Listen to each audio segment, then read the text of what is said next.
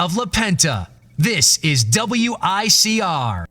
Hello, Iona College. Jersey Joe back in action with the WICR 3rd Annual Halloween Radiothon. As I start the segment, Mr. Anthony Carlo in the control room. Very nice to see him, and his show will be up next. Can't wait to get hear what he's going to talk about. But we're rolling along. Did some Halloween video game type stuff. Went on a very long rant about LeBron James. I apologize for that one. So let's get into some more sports here. Now, obviously, I've been headlining mainly the NBA season starting tonight, but there's a World Series game tonight. It could end tonight if the Giants get it done, but I don't like their chances tonight. You have Jake Peavy on the mound against Ventura for the Royals, but I don't like Peavy. He's one of the weak spots in the Giants rotation there. He hasn't pitched that well this postseason. In this series, 0-1 with a 7.20 ERA.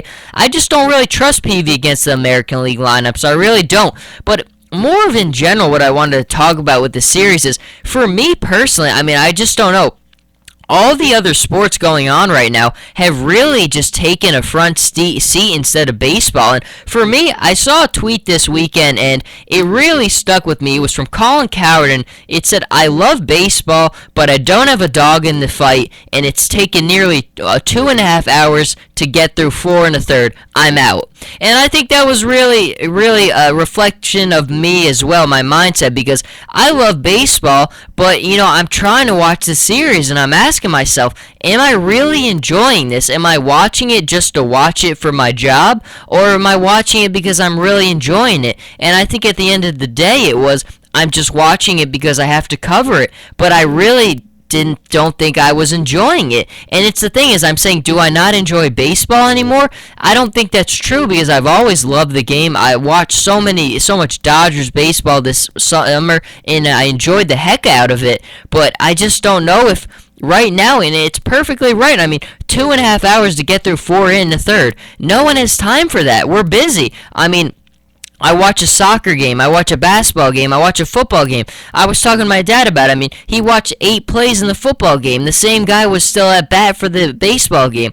It's not time efficient enough. I want action. Something needs to be happening all the time. I need to get in and out so I can get to what I have to do, and I just don't think baseball does that right now. And I don't think it's losing love for the game. I just think, and it's right too, if you don't have a dog in the fight, baseball is a really hard sport to get interested in if it's not your team, because it's a time investment to put into a baseball game, and it really is. No one has 4 to 5 hours to commit to watching a game from the first pitch to the last pitch. You just don't do it. No one has the time commitment to do that. No matter how much you love the game, you can't commit that just huge gap of time to it. You really can't.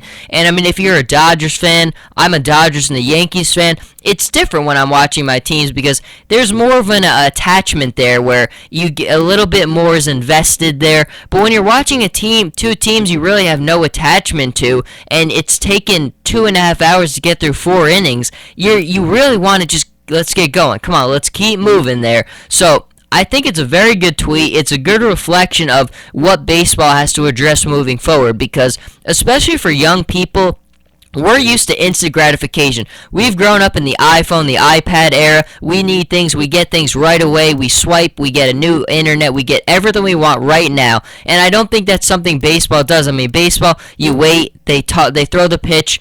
They take it back. The batter steps out of the box. There's so much standing around, waiting around, wasting time. And I think it's part of the reason why soccer has done so well with younger people, why soccer is really coming to the forefront. The ratings are really going up. It's a 2-hour time commitment. You sit there 45 minutes, no breaks. You get a nice break for halftime. You come back for the next 45 minutes. You're done. There's no commercials. There's no dumps waiting around. You play the game. It's over. You get on with your day. I think that's part of the big appeal, and it's been part of the biggest appeal for me is you wake up, you watch the game, you got the rest of the day ahead of you. You watch 2 hours, and there's no downtime in between. There's no dumb commercials that I'm waiting for, and I think that's something that's really appealing to a lot of young people there. So baseball moving forward, it's definitely something they go to. But let's go to another story. I saw this before I came on. I'm just a huge college football guy, so I had to get to this story. Kenny Hill in danger of losing his job. Now, Kenny Hill, we all know Texas A&M, they came out of the gate and they were just unbelievable. The start they had, I don't think there's anybody who thought they were going to go into South Carolina and just dominate them the way they did. I mean, South Carolina is a tough place to play. South Carolina's got a good quarterback in their own right with Dylan Thompson. So Kenny Hill going in there, a guy we've never even known about, and just lighting it up like that was just unbelievable. And he just couldn't have regressed more. I mean, just when he started playing these top-tier teams, when Alabama beat them 59-0, I think that's kind of the point where the coaches were kind of like, Kevin Sumlin was kind of fed up enough to kind of make this out. But, I mean, look at them. They're playing Louisiana Monroe. Is it really worth putting out this story, maybe even messing with the guy's confidence even more when he plays Louisiana Monroe?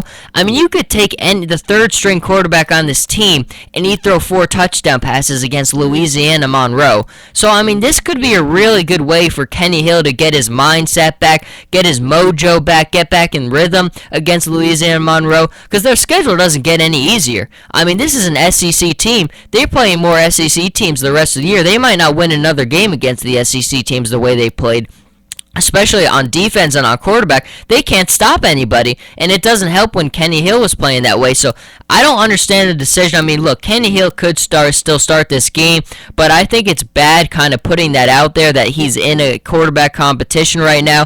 I mean, look, it's good because you put the pressure on Kenny Hill, but at the end of the day, I think it kind of messes with his confidence too. He could have gone in this game against Louisiana Monroe and just dominated every phase of the game, but right now we'll see. I mean, look, they're still going to win this game. It doesn't matter who's at quarterback for them, but I just thought that was an interesting story. Now, the final sports thing I want to get to before I start to segue this into the next show, the man Anthony Carlo, you've got soccer. This weekend is a very good weekend for soccer. Last weekend we had El Clasico, and I think El Clasico, which for people who aren't soccer fans, is a match between the two biggest teams in Spain, Real Madrid and FC Barcelona. And I think it's one of those things that just is a reflection of why the sport is so good. Just the energy and the pure just emotions in the stadium for that game.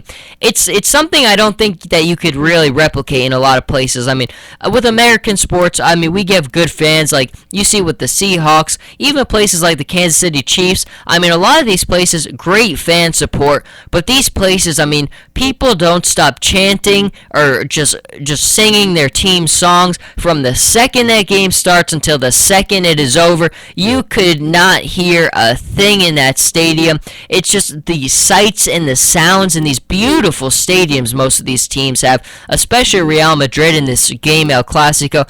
It's something that I've really grown to appreciate with being a newfound soccer fan, is just this passion and this just commitment from these fans. It's just something that you don't see a lot in American sports, and I'm really just very impressed with it. Now, this weekend, a great matchup, the derby between Manchester City and Manchester United. Now, Manchester City has not been playing well as of late, losing in the UEFA Champions League.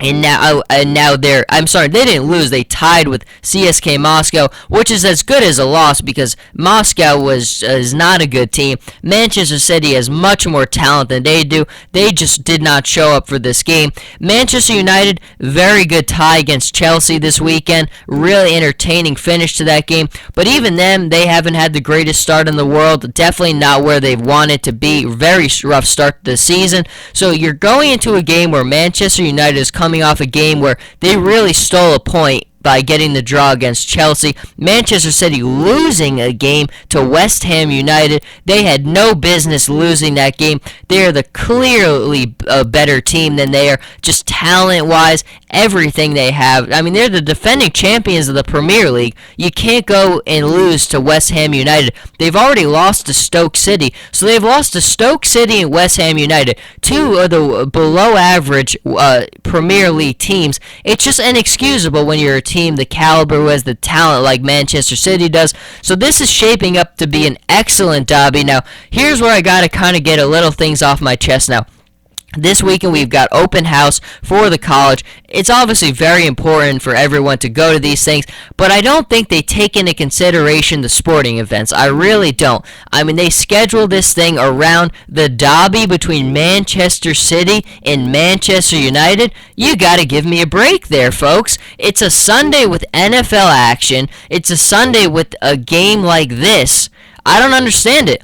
I think we need to put somebody on the board who's a sports person who makes sure that none of these events, these dates, conflict with the big sports games. Because I'm going to be honest, I'm not happy I'm going to be missing this game. I'm going to be miserable moping around there with my Manchester City gear on. And then, I should be back in time for the rest of the NFL games. But I'm not happy that I'm missing this game. I'm going to be vocal about it. I'll be pouting about it. So that's just something right there that I just had to get off my chest because this is going to be a really good matchup. The Premier League has been very good so far. These are two teams who really need a win to keep pace with Chelsea, because let's be honest, if we've been watching the Premier League, no one's been as good as Chelsea. It's not even close. They've been the dominant team. Only two teams who've even given them any competition at all have been Manchester United, who they tied against, and then Manchester City, who they tied against as well. But there's been no indication that I've seen that any team in the Premier League could actually beat Chelsea.